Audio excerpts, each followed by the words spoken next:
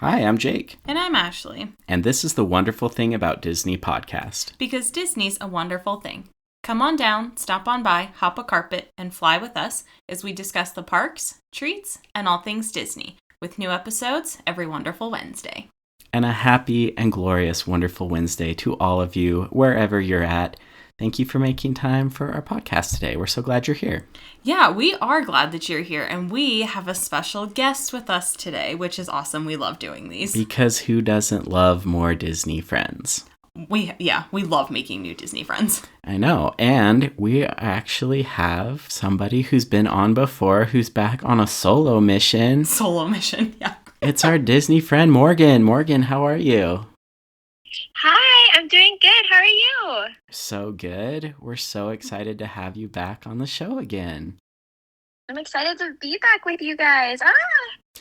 And this is cool because I feel like we called in a subject matter expert because we are talking about a topic that for us, we haven't really done a lot with, but is a real thing, a super fun, awesome part of the parks experience that we haven't really dabbled a lot in. Absolutely. So when we go to the parks, we wear usually like a Disney t-shirt or we're big Spirit jersey people, but we don't Disney bound. I know. And I feel like we should. I feel like we should too, but like, how would we even get into it?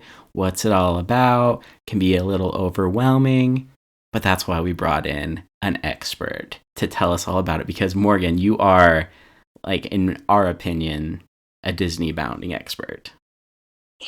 Oh, thank you. I'm excited to share my expertise with you. So good. Well, why don't we get started? Yeah, let's do it. Okay, so Morgan, I know you talked about this a little bit on our Disney College Program episode, but how did you find Disney? Like, tell us your story. Yeah, so I've always had a love for Disney movies, but I'd never been to the parks. When I was in college, my friend told me about the Disney College Program and wanted me to be her roommate. So we both applied. Around February of 2018, we both were accepted and super excited. So we went to Walt Disney World in March of 2018, and it was my very first trip. Whoa, whoa, whoa. It was so That was your first trip? Like you'd never been before you applied and got accepted to the college program? Yeah, I've never been to Disneyland, never been to Disney World. That's crazy. All throughout college, one of my go-tos when playing Never Have I Ever was that I've never been to Disney. Everyone put their finger down. That is so awesome. funny. I mean, I'm shocked, but that's wild. That's really cool. Like, talk about a leap of faith. I mean, Right? who wouldn't love it? But I mean, to have never gone and be like, well, I'm going to apply to the college program. That's incredible. Yeah. Well, it was so much fun. Just being able to work there every day really helped expand my love for Disney into what it is now. Not just the movies, but meeting the characters and in the park and Disney bounding as well. See, and I feel like you're kind of living out all of our dream because whether it's just not the right time in this phase of life or not knowing about it, I think there's so many people who wish they could either currently work at Disney or could have worked at Disney, and to be able to just jump in like that and then kind of go 0 to 60 on the Disney experience is really quite cool. Yeah. That's amazing. Thank you. So let's talk a little bit again about how we met. And I know we did touch on this a little bit when we had our trip about the Grand Floridian, but maybe let's recap that trip and how we all got to finally meet and become friends. Oh, for sure. So our mutual friend, Megan, she invited me to a trip that she actually planned with you guys first. So I was like, oh, okay, are you sure? I don't want to crash any party or anything. And she's like, no, they want you to come. They want to meet you. I was like, okay. So we planned a Walt Disney World trip for January of 2024. And we stayed at the Grand Floridian, a big surprise and secret to Ashley. It really was. There were tears of joy. There were, absolutely. Yeah, I'm just so glad that Megan introduced us, and I got 2 new Disney friends out of it. That's Oh, yeah. right.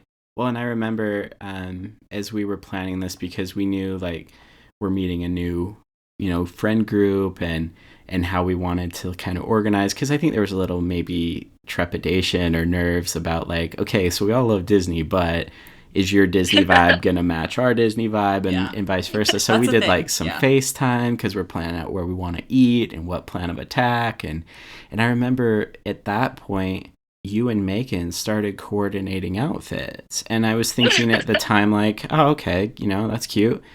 But then I realized you kept saying the word bounding. And I remember wondering, what are they even talking about? Yeah. And I didn't know. Like, this was brand new territory for me. It's a secret language. It kind of was. Yeah. And then you guys are like, oh, well, Ashley should join it. And Jake, you can too. And I'm like, what is this Disney bounding that, like, I have no idea what it's about?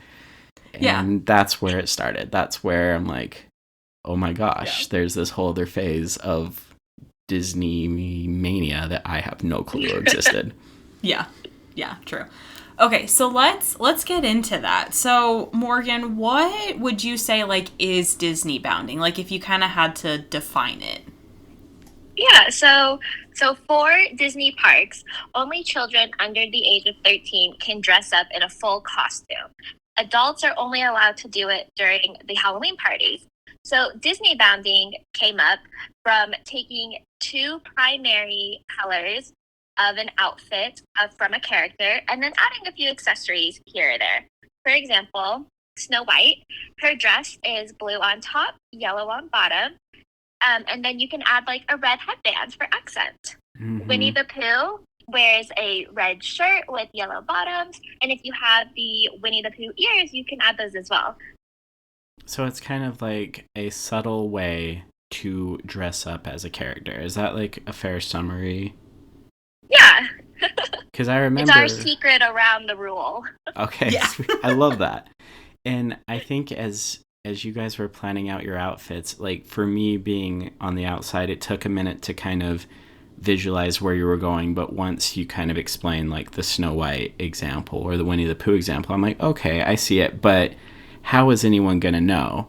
And so, like you said, you could add an accent piece, whether that's like bear ears or a headband to make it a little more clear. But make no mistake, like there are people who once you see someone Disney bounding, all of a sudden you see it everywhere and you like realize this is a thing. Oh yeah.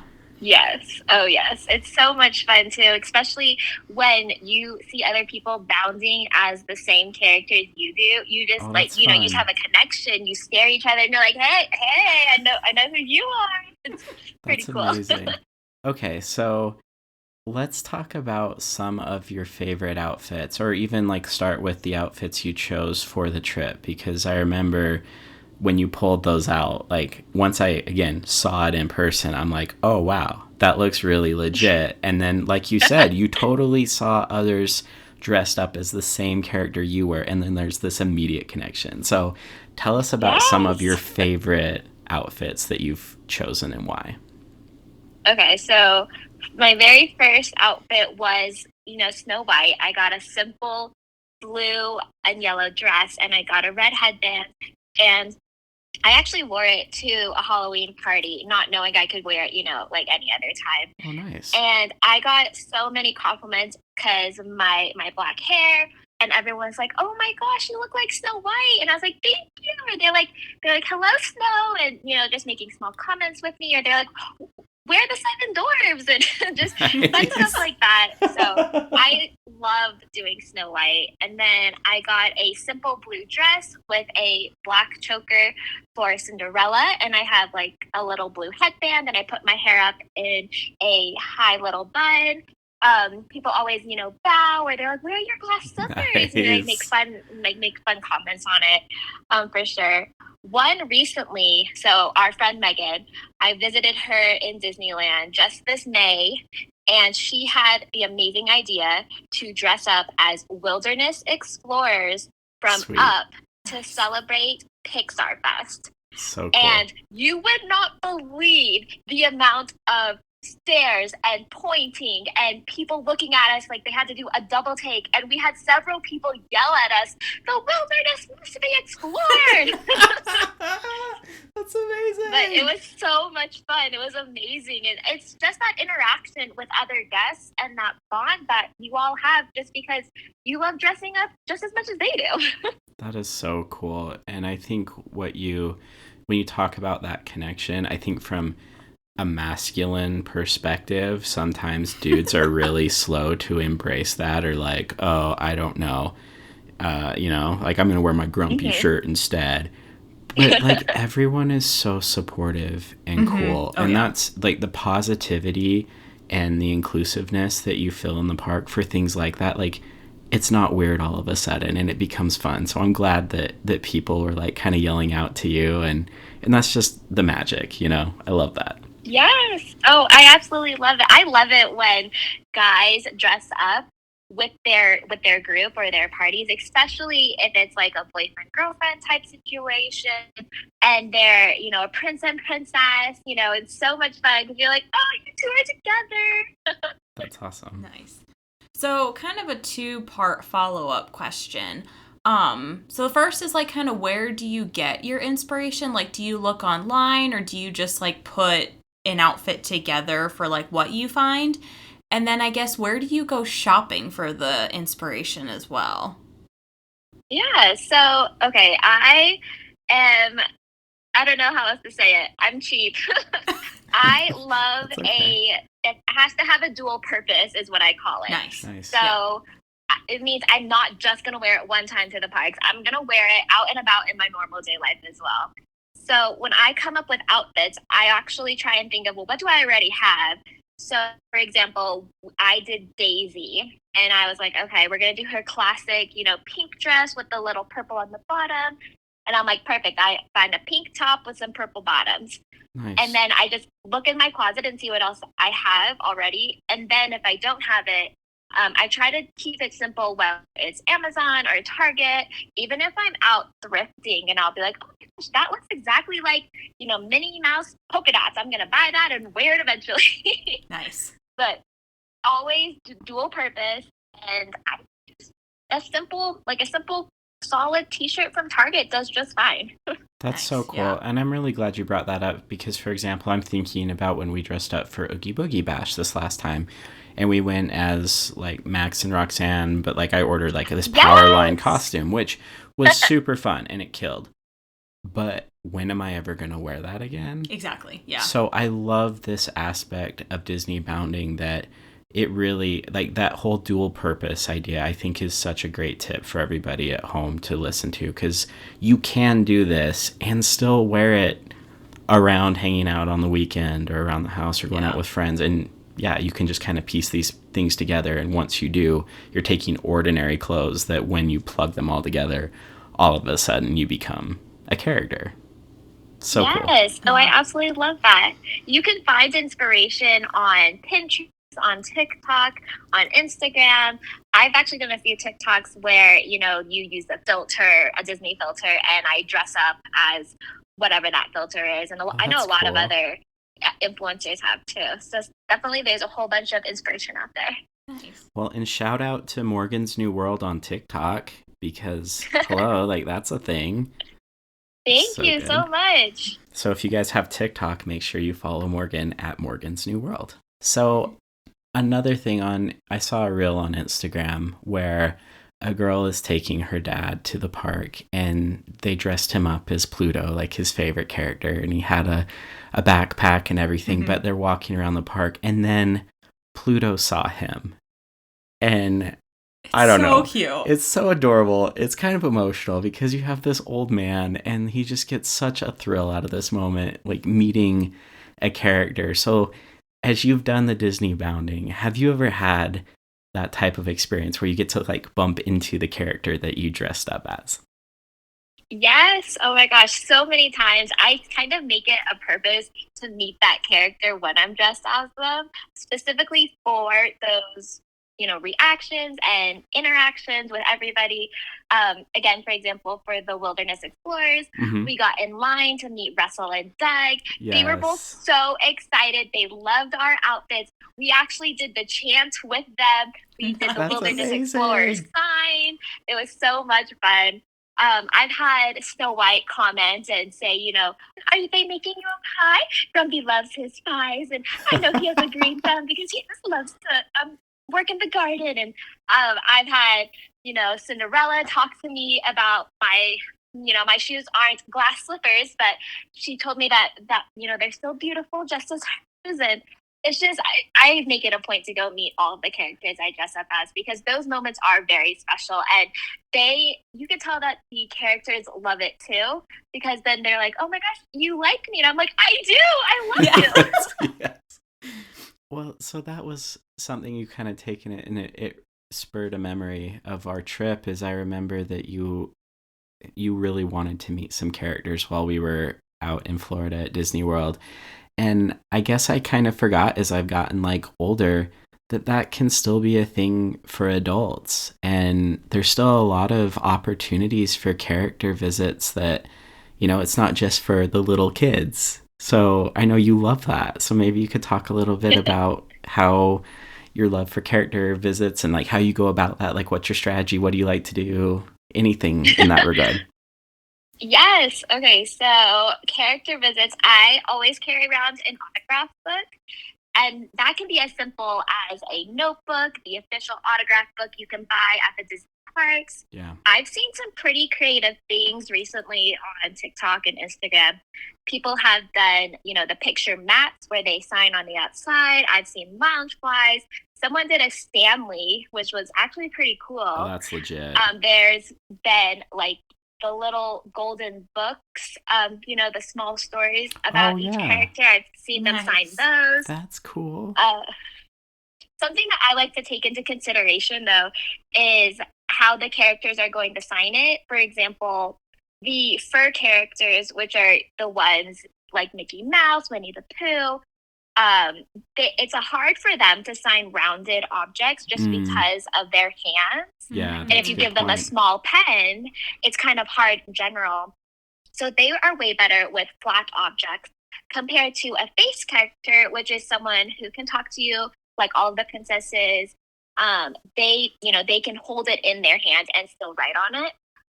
So I always like to have really, really large, those big, thick Sharpies for the fur characters, because they can hold it way better. And then normal pens or markers for the face characters. That's a really good point. Like, that's very considerate. And I think, too, selfishly, you're going to get a better signature that way as well. Yeah. So that is really cool. I guess I never thought about that. But yeah, I can remember a couple times where you've seen characters that it's like a little bit of a struggle, or hard for them to see what they're writing if they're in costume and it's a regular pen. Like, it's even hard for them to see what they're doing. So Sharpies for sure can be the way to go. I feel like I'm so awkward with like the fur characters, like the face characters that can talk to me. I'm like, great, Cinderella, talk to me. And then there's Mickey, and I'm like, I'm not good at charades. Like, what are you trying to tell me? I don't understand. Well, no, I think that's a real thing. And you do see sometimes the cast member steps in and like, what's that, Mickey? You're trying to say maybe back up a couple steps? Literally, of course. that is me. Like, the cast member has to tell me what, Mickey is trying to say. Yeah. That's so funny. Anyway, okay.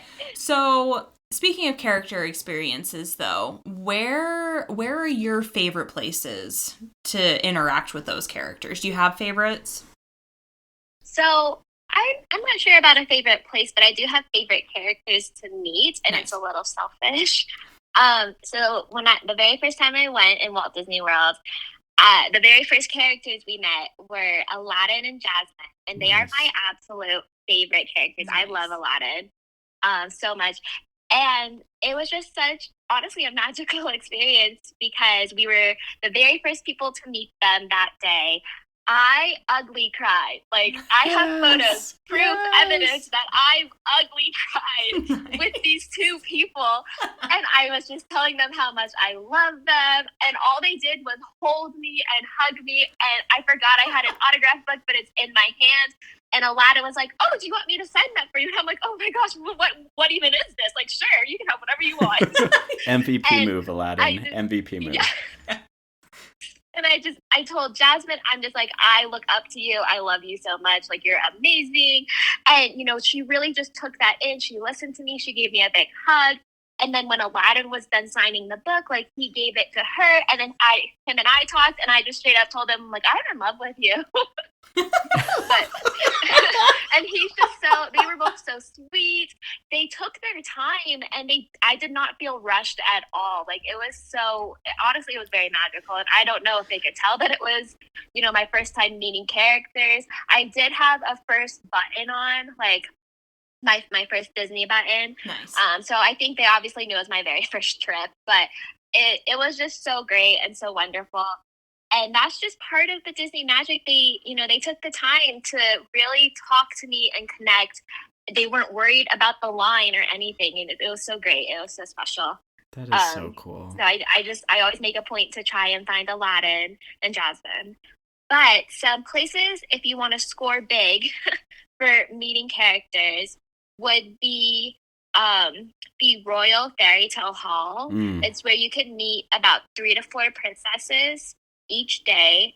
It varies on the princess, so I would definitely check the app if I were you on the day. Another good way to meet characters is character dining experiences. Yep. So I've been to Goofy's Kitchen in Disneyland and Storytellers. Those ones are going to be the Fab Five, which is Mickey, Minnie, Donald, Daisy, and Pluto. Sometimes you'll get Chip and Dale. It just, depends on the day. Yeah. And then I recently did Cinderella's Royal Table, where I got to meet 5 princesses. That was Cinderella, Ariel, Jasmine, Rapunzel, and Aurora. That's so cool. For those dining, I know, right? And for those dining experiences, it's kind of, they come to you at the table, and, they will not really sit down, but they come by the table, they wave at you, they're like, "Do you like the food?" Because, like, they point at the food, they ask you what you're eating. So it goes back to that charades, Ashley. Yes, it's a thing. It's a real thing. That's awesome. I've gotten so good at it, though. Like, I will be able to look at this character and know exactly what they're trying to tell me. Like, I don't need the cast member to step in. I've actually had a friend once who was interacting with a fur character, and she's talking to Mickey while I'm talking. I think I was talking to Minnie. They were out together or something, and she finally had to interrupt me, and she goes, "I'm so sorry, Morgan, what is Mickey trying to say to me?" And I look at him, and he makes the gestures. And I'm like, "Oh, he's saying he loves your outfit. He likes mine too." Nice. And he's like, "Yeah," like, he got so excited that I could tell what he's saying. Nice. But that's so cool. It's just so much fun meeting characters. I absolutely love it. It's something where, because of my love for the movies, I can really talk to each character and talk about their experiences or what I loved about their movie, something that inspired me about their movie. And you can tell the characters are like, "Oh my gosh, like, yeah, like, I'm so glad I was able to help you," kind of thing. So cool. That's so neat. Well, and I love that suggestion about character dining because there are some really great opportunities to do that. I think that's super fun, but knowing you could knock out a bunch of those characters at a time. Yeah. And I know in Disney World, they have a couple places in Magic Kingdom where it's just lines solely to meet 2 or 3 princesses, like you said. Yeah. And that, I mean, again, like, if that's the princess you want to meet or that's the character you want to interact with, it's what you got to do. But there are other ways that you can, like, get the most time and like the biggest like bang for your buck. Yeah, eating and meeting a character. Yeah, so cool. Exactly. Well, and not that we had plans to make this like a cast member minute or anything, but just a huge shout out to all of those cast members who become these characters and are friends of these characters.